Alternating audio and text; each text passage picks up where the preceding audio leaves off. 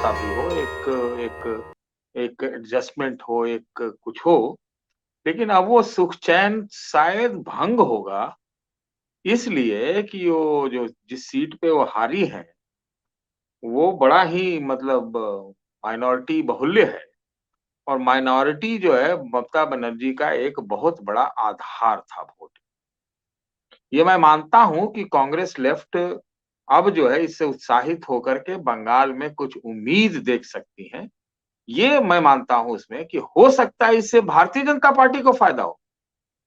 मैं ये कहना चाह रहा हूँ आपसे कि अगर मान लीजिए कांग्रेस लेफ्ट अच्छा करती है, अब तक बाइपोलर मान लीजिए चल रहा है, तो ममता बनर्जी के वोट खिसकते हैं और भारतीय जनता पार्टी के वोट खिसकेंगे कि नहीं इसमें मुझे क्वेश्चन मार्क है क्योंकि वो उनका एक सेट वोट है। तो फायदा तो उनको होगा। तो ये है, लेकिन ममता बनर्जी को अगर तात्कालिक सुख चैन की चिंता है, तो उस दृष्टि से तो एक तो अच्छा मतलब समझिए कि ठीक है। वो तो ठीक है, लेकिन अगर वो असेंबली की ओर देखेंगी, तो शायद दिक्कत होगी। मेरा ऐसा मानना है कि कांग्रेस और लेफ्ट का जो ये उदय मैं कहूँगा बंगाल में और मैं कहूँगा त्रिपुरा में भी 34 के लगभग परसेंट वोट हैं। तो ये एक मैं समझता हूँ कि बहुत बड़ी चीज़ है, मेरे ख्याल से। दरअसल आप जो आपने देखिए तो ममता जी, एक सवाल था, जो आपने भाजपा की बात कही, भाजपा का फायदा होगा, इस बार तो भाजपा का वोट गया है लेफ्ट फ्रंट को, और कांग्रेस को भाजपा के भी मतदाताओं ने वोट दिया, यही तो आरोप है ममता का। जी। देखिए ममता का आरोप क्या है उस पे मत जाइए। ये जी। नेता लोग क्या बोलते हैं और क्यों बोलते हैं वो बड़ा ही अजीब सा चीज है। आजकल भारतीय जनता पार्टी पंजे से खेलती है, पंजे से, दो इधर भी, दो उधर भी। तो उस लिहाज से आप देखिए, और बीच में कमल है, कमल की इधर भी वो पंखुड़ियां हैं और इधर भी है।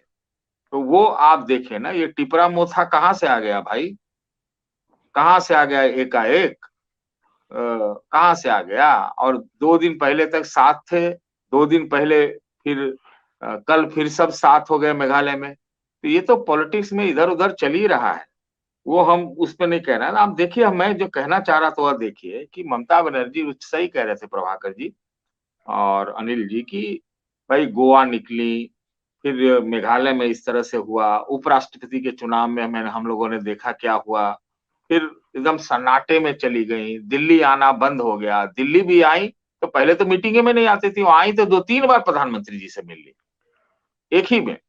तो ये जो एक सिनर्जी हो रहा है, उसका जी। आधार, 2 आधार तो हम आपको ये सामने दिख रहा है। जो एक विश्वास शर्मा जी बैठे हुए हैं गुवाहाटी में, वो सिर्फ नॉर्थ ईस्ट में नहीं, वो बंगाल में भी एक्टिव है।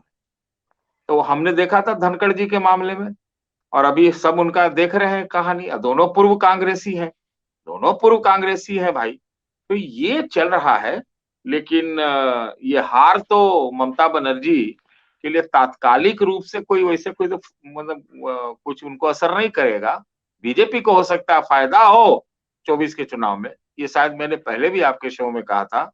और लेकिन वो असेंबली के दृष्टि से देखें या इवन मतलब कुछ सीटों पर अगर आप बंगाल में भी 24 में देखें, तो ये जो लेफ्ट और कांग्रेस का कॉम्बो हुआ है, कॉम्बिनेशन, ये हमको लगता है कुछ गुल खिलाएगा जरूर अमरीश जी। तो मैं पहली बार तो यही कहना बिल्कुल। चाह रहा हूँ।